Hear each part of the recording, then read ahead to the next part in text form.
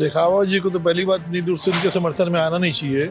उनको पहले पूरी उसके बारे में जानकारी कर लेना, कितने गंदे लोग हैं ये, या पीड़ित लोगों से पता करना था, उसके बाद आना चाहिए। तुम्हारी औकात अंडा बेचने की थी, चोरी चमारी करके तुम लोग इसी तरह आज करोड़पति बन गए हो। तेरा मैं जुलूस निकलवाऊंगी, बाल खींचूंगी। खींचो मतलब सुब्रा का शब्द का शब्द यही थे कि तुझे पैसा देना पड़ेगा, नहीं तो पैसा वसूली करना आता है हमें। बोले तो को जान से मारेंगे, बोले आज नहीं तो कल तेरे से वसूलेंगे। मैंने उसे कम से कम 52 से 53 लाख रुपए दे चुका हूँ। 53 लाख। बाकी आपका सामान लेके गए वो अलग है सर। ये लोग कभी ऐसा कर ही नहीं सकते, ये लोग तो दूध के धुले हैं ऐसे करके। तो ये पीड़ित लोग हैं जो आज खड़े हैं और बताने के लिए कि वाकई इनके साथ में कुछ गलत हुआ है, और गलत करने वाले वही लोग हैं। तो मैं रोज का 10,000 रुपए लेते थे, हफ्ते का 35,000 और अलग से। हाँ, ये अलग से रहती थी सर। दुकान में तोड़फोड़ करके पूरा माल लेके चले गए।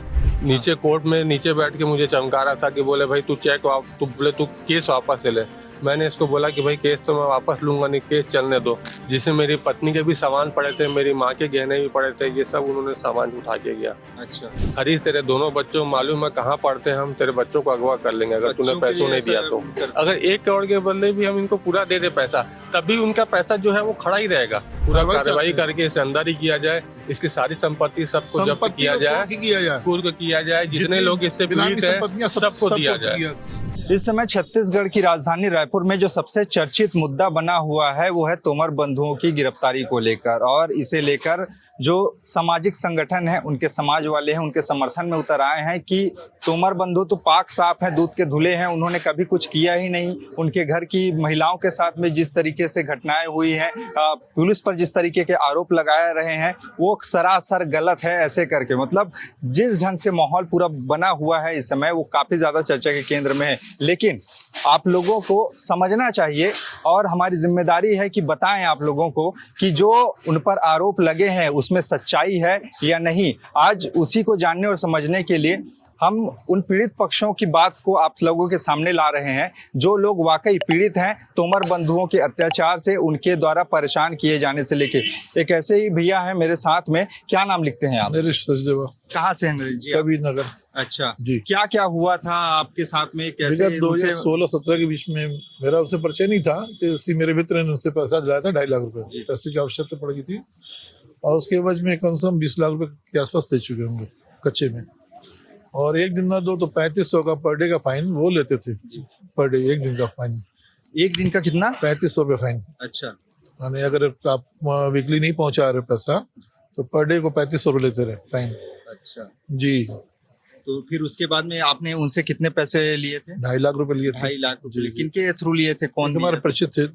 वो आपको लेके गए, जरूरत थी आपको तब? जी जी जी।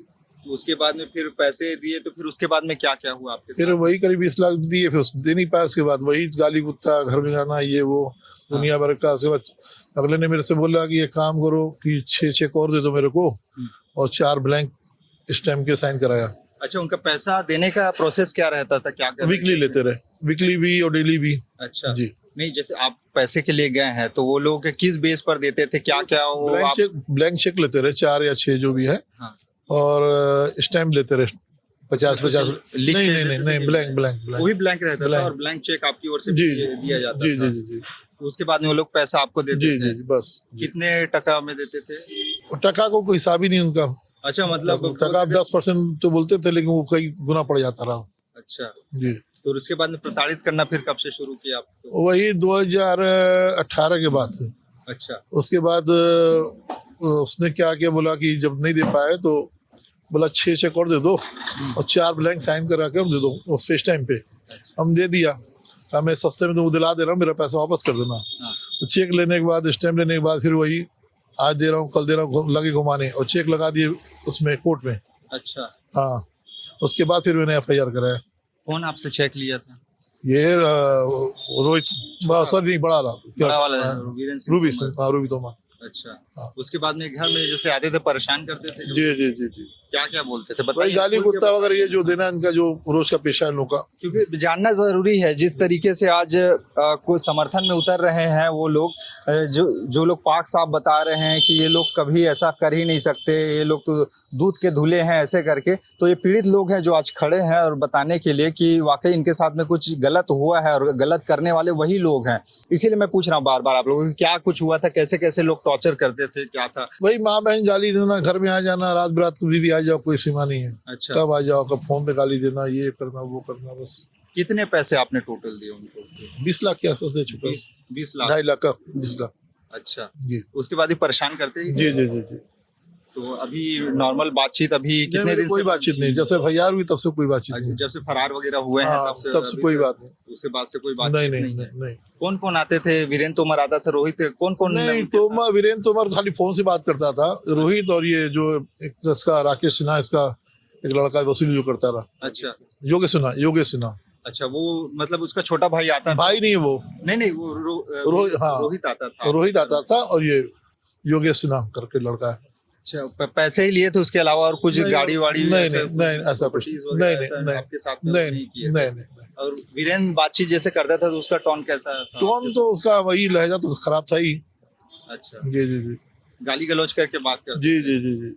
ये एक है, ये दूसरे भी हैं, इन्होंने भी शिकायत की है इस मामले की पुलिस में।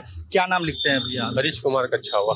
ये कहाँ से हैं आप? मैं बूढ़ापारा रायपुर से। यहीं से हैं। हाँ, आपके यहीं। साथ में क्या हुआ था, क्या है आप बीती आपकी? मेरी खुद की सोने चांदी की दुकान थी भाटा गांव में, श्री नेमीचंद ज्वेलर्स के नाम से।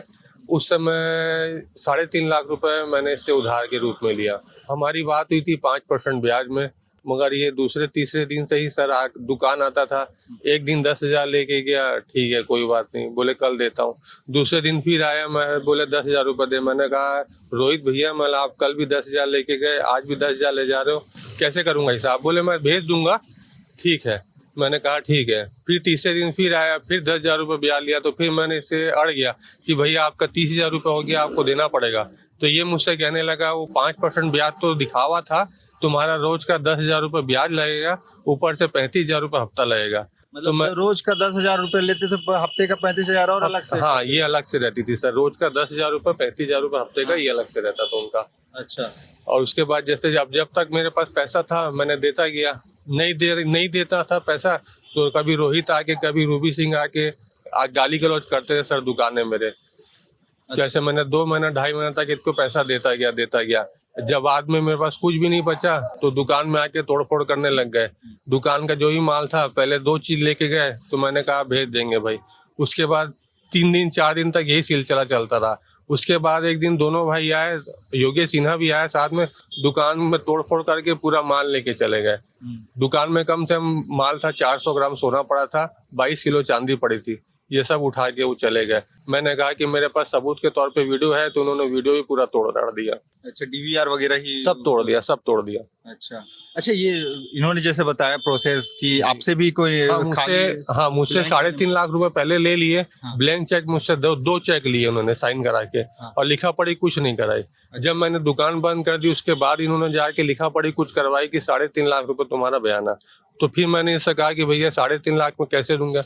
तो बोले देना पड़ेगा। तो चेक बुक मेरे से मंगाया कि भैया एक काम कर, तू चेक बुक लेके आ, तेरा 3.5 लाख रुपए को हम लोग कम कर देंगे। तो ऐसे करते करते कम से कम उसके पास सर मेरे 10 चेक पड़े हैं, 10 कोरे चेक पड़े हैं साइन करे हुए मेरे, जिसकी कि मुझे भी 4-5 महीने पहले जब हमारा केस चल रहा था तब उस समय मुझे रूबी सिंह तोमर वहाँ कोर्ट में आया था, नीचे कोर्ट में नीचे बैठ के मुझे चमका रहा था कि बोले भाई तू तू केस वापस ले ले। मैंने इसको बोला कि भाई केस तो मैं वापस लूंगा नहीं, केस चलने दो। बोले नहीं केस वापस ले, नहीं तो बोले मैं तेरा एक चेक पड़ा है मैं कलकत्ता से लगा दूंगा, बॉम्बे से लगा दूंगा। बोले फिर तू वहां जाएगा? मैं बोला कहीं पर भी लगा मैं जाना पड़ेगा मुझे। मतलब मैं जाऊंगा मगर केस तो मैं वापस लूंगा नहीं। ऐसे करते करते कितने पैसे आपने दिए उनको? मैंने उसे कम से कम 52 से 53 लाख रुपए दे चुका हूँ। 53 लाख। बाकी आपका सामान लेके गए वो अलग है सर। अच्छा। हाँ, घर में आके कोई परेशान कर? घर पे भी आए थे। 2018 में जब मैंने FIR लिखाया था उसके ठीक 4 दिन पहले उसकी पत्नी शुभ्रा सिंह तोमर, योगेश सिन्हा और भी 3-4 प्रकार के लोग जिनके मैं सिर्फ सुब्रा तोमर भी आई थी। सुब्रा तोमर भी आई थी, जिन और बाकी लोग भी आए थे जिन्हें मैं सिर्फ चेहरे से जानता हूँ, नाम से तो मैं नहीं जानता। नाम से सिर्फ योगेश सिन्हा को और सुब्रा सिंह को जानता हूँ। फिर वहाँ क्या किए, घर में वहाँ आके भी सुबह आए थे, गाली गलौज करके गए, पैसा देना पड़ेगा नहीं तो तेरी बीवी से मार के वसूलूंगी, तेरा मैं जुलूस निकलवाऊंगी, बाल खींचूंगी। खींचो, मतलब सुब्रा का शब्द सुब्रा का है। शब्द यही थे कि तुझे पैसा देना पड़ेगा, नहीं तो पैसा वसूली करना आता है हमें, हम तुझे मार के पैसा वसूली करेंगे। ऐसा करके बोल जी, रहे यही कहा गया था मुझे। तो फिर उसके बाद में अभी दुकान चल रहा है कि नहीं, दुकान तो सर मैंने बंद कर दिया। आज मैं खुद नौकरी कर रहा हूँ सर, 2018 से मैं नौकरी कर रहा हूँ। मतलब देखिए, खुद का व्यापार था, अब सारा सामान वहाँ इन लोगों ने लेके चले गए, तो अब दूसरे जगह पर ये कर रहे हैं। मतलब किसी की मजबूरी का फायदा किस कदर उठाते थे और क्या क्या करते थे। जैसे आपने बताया कि आपके घर में आते थे, डराते धमकाते थे, आपके सामान वगैरह भी कहीं लेके, दुकान का ही सामान लेके गए हाँ, थे? दुकान के सामान लेके गए थे, जिसमें मेरी पत्नी के भी सामान पड़े थे, मेरी माँ के गहने भी पड़े थे, ये सब उन्होंने सामान उठा के गया। अच्छा। और उसके बाद जब मैंने दुकान पूरी तरीके से बंद कर दी तो मेरे घर में आके चमकाते थे। मुझे बाहर कहीं अगर मैं दिख जाऊं तो मुझसे यही कहते थे, हरीश तेरे दोनों बच्चों मालूम है कहाँ पढ़ते हैं, हम तेरे बच्चों को अगवा कर लेंगे अगर तूने पैसों नहीं दिया तो। करते थे। इतना बोलते थे सर, टॉर्चर बहुत करते थे ये पूरे परिवार के लिए कि हम तेरे परिवार को खत्म कर देंगे। अच्छा। और रोहित से मुलाकात होती थी कभी? रोहित 2 बार घर आया था, बस उस समय हुई थी। जब रोहित घर आया था हमारे घर में हमारी माँ के साथ मारपीट भी करके गया था। माता जी के साथ मारपीट भी करके गया था, जिसकी मैंने रिपोर्ट करवाई है, FIR में दर्ज है। हाँ। उनको धक्का दे के 3.5 लाख रुपए भी ऐंठ के चले गया वो। मगर 3.5 लाख मैंने दे भी दिया, उसके बाद में फिर उसका 3.5 लाख रुपए आज तक खड़ा है। अच्छा जी। तो ऐसे नॉर्मल कभी मिलते थे, चलते फिरते गाड़ी वाड़ी में? नहीं, कभी ऐसा नहीं मिला। घर आके एक बार, हाँ, बाहर जैसे इधर घर के पास मैं जैसे नौकरी करने आता था, वहां से घर आता था तो मुझे कहीं मिल जाता तो चमकाता था, बोले पैसा दे 3.5 लाख रुपए। मैं बोलता भैया आज मैं खुद नौकरी कर रहा हूँ, कहाँ से दूं 3.5 लाख रुपए? बोले नहीं देना पड़ेगा, नहीं दूं तो बोले तो को जान से मारेंगे, बोले आज नहीं तो कल तेरे से वसूलेंगे, वसूली करना पड़ेगा। जहाँ तक तो मैं अभी रह रहा हूँ, मकान भी हम 4 लोग के नाम में है। अगर वो मकान मेरे नाम से होता तो मकान भी हड़प लेता मेरे से। आज मेरे रहने के लाले पड़ जाते, आज मैं बीच रोड में रहता। यानी आप समझिए कि किस कदर स्थिति। आपके साथ जो सामान ही लेके गाड़ी वाड़ी की कोई नुकसान है? सर गाड़ी मेरी रखा था इसने, 4 महीने तक रखा था मुझे, मेरी गाड़ी रखा था। मैं दिन में 4 बार उसके पास जाता था। सुबह जाऊं तो सुबह बोलता था, दोपहर के जाऊं तो बोलता था, शाम के जाऊं तो बोलता था रात क्या। तो सर दिन भर में मैं कम से कम 4 बार बूढ़ा पारा घर से भाटा गांव तक पैदल जाता था। अच्छा, मतलब खुद की गाड़ी उसके खुद पास? की गाड़ी होने के बाद में भी हाँ वो गाड़ी रख लिया था। बोले तुझे गाड़ी भी नहीं देंगे, तू बोले ऐसे घूम फिर। ये आप समझ रहे हैं किस कदर से इनकी तकलीफ है, जो आज कल तक अपना खुद का बिजनेस करते थे, आज नौकरी कर, परिवार के साथ में, बच्चों के साथ में, पता नहीं किन किन तरीके से टॉर्चर करते थे। क्या कहेंगे उनके लिए जो समर्थन में उतर रहे हैं? इनके समर्थन में उतर रहे हैं, उनसे यही कहना चाहेंगे भाई पहले आप पीड़ितों से मिले, उनसे समझिए कि ये कैसा टॉर्चर करते थे। मतलब अगर घर में अगर जिस आदमी से इन्होंने पैसा लिया अगर वो नहीं मिले तो घर जाके इनकी औरतों को, बीवियों को, बच्चों को मतलब किस तरीके से गंदा गंदा बोलते थे ना, उन्हें पता नहीं है अभी। उनके समर्थन में आप मत कहिए, है तो बहुत गंदे लोग ये, आप उनके समर्थन में मत आइए सर, हमारा आपसे यही विनती है। यानी आप क्या कहेंगे भैया?